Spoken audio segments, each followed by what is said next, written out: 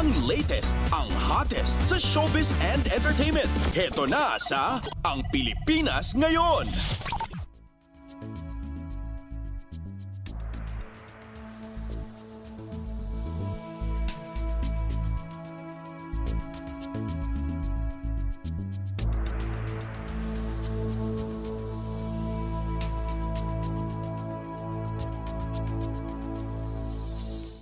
Magandang araw sa ating mga chismoso at chismosang nag-aabang ng mga trending na balita sa mundo ng showbiz. Ito na ang ratsyada ng mga chika.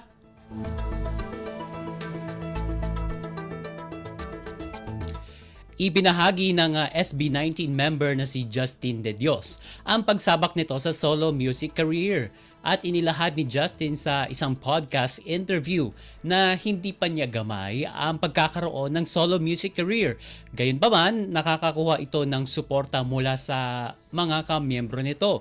And kahit nagsimula na ang kanyang solo career ay prioridad pa rin niya ang grupong SB19. Pebrero ng taong ito nang ilabas niya ang debut solo single na pinamagatang Surreal. Kamakailan lang ay inilabas rin niya ang bagong kantang Kaibigan.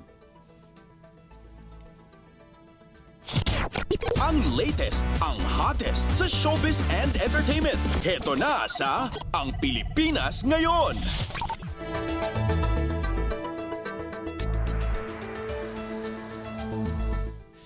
Samantala, sinabi rin ng SB19 member na si Justin na pangarap rin niya ang maging aktor.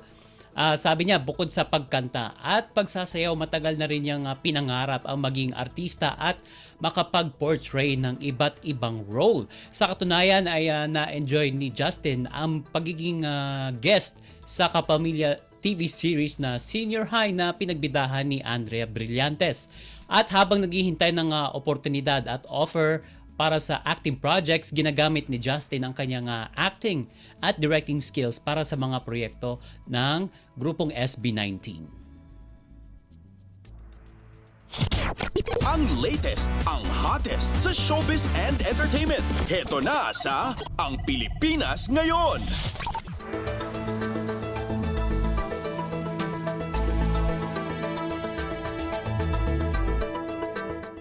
Samantala, engaged na ang theater actors na sina Gerald Napoles at Kim Molina pagkalipas ng ilang taong pagsasama bilang live-in partners.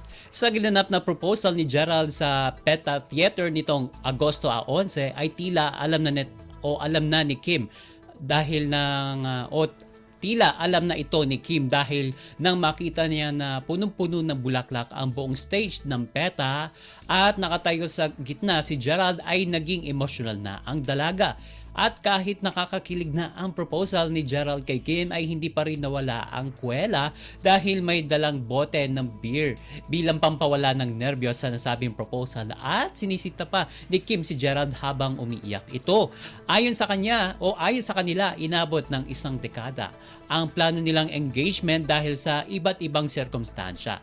At ginanap ang kanilang marriage proposal sa nasabing teatro kung saan doon sila unang nagkakilala sa jukebox musical play na Rock of Ages taong 2014. Ang latest, ang hottest sa showbiz and entertainment. Heto na sa Ang Pilipinas Ngayon. At sa uli natin chika for today, nagluluksa ngayon ang pamilya ng TV host singer na si Karil dahil sa pagpanaw ng kanyang amang si Modesto Tatlong Hari. Si Modesto ay ang dating asawa ng Divine Diva, si Shaja Padilla. At ibinahagi ni Karil sa kanyang Instagram account nitong August 11 ang malungkot na balita. Kalakip ang mga litrato na kuha sa burol ng ama sa Santuario de San Jose Parish sa San Juan City. At inlalala ni Karil ang pagiging ulirang ama nito. At binalikan rin ng singer ang mga pinagkaabalahan ng kanyang ama noong siya ay nabubuhay pa, kagaya ng pagiging fan ng larong basketball, pati na ang kanilang bonding moment na paglalaro ng frisbee. At maraming celebrities naman ang nagpaabot ng kanilang pakikiramay sa pagyao ng ama ni Karil. Ang latest, ang hottest sa showbiz and entertainment. Heto na sa Ang Pilipinas Ngayon.